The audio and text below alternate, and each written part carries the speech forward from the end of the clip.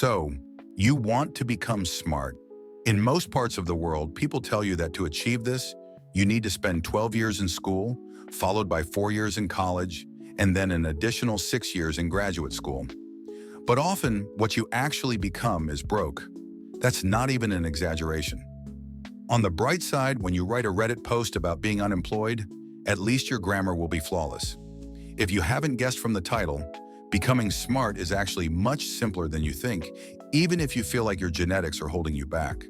When compared to every other animal, humans are incredibly powerful. When people like us say we want to get smarter, we usually mean several things. We want to learn useful skills, preferably ones that can make us money. We want to improve our problem-solving abilities, again ideally for financial gain. We want to excel in challenging subjects and show off a little. And lastly, we want to sound intelligent in conversations, just enough to earn respect without coming across as a know-it-all. The problem is that most advice online is so vague and philosophical that it's only helpful to people like Oprah or Socrates. On the other hand, specific advice often boils down to the same cliches. Eat blueberries, drink black coffee, exercise, sleep more, take IQ tests, and listen to classical music.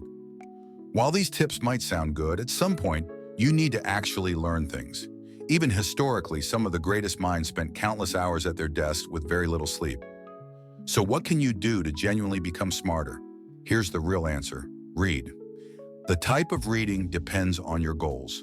Fiction helps you read faster and expands your vocabulary. Plus, if it's dialogue heavy, it might even make you feel like you have friends. However, most people go straight to nonfiction, which is key if you want to sprinkle interesting facts into conversations. For example, after reading a history book, you can casually drop knowledge without sounding obnoxious. Here's how to do it tactfully. Instead of saying, "Well, actually," try starting with, "It's fascinating, isn't it? I was reading about this recently," and this way you'll come across as smart and approachable, not arrogant. Finding books is easy. Just think of a topic you're curious about, like cleaning, and search for books on that subject. Many of them are free if you know where to look. Once you start reading, you'll find not only interesting conversation pieces, but also practical skills. To truly retain what you learn, you need to practice it. For instance, if you read a chapter on cleaning, clean a room right after. If it's something you can't physically practice, like jump-starting a car, visualize yourself doing it step by step. This method convinces your brain that the knowledge is useful and worth remembering. This principle applies to school too. Tests exist to create artificial situations where knowledge seems useful. The issue is that once the test is over, the brain often discards that information. To combat this, use practice questions. They simulate real-life scenarios and help reinforce what you've learned.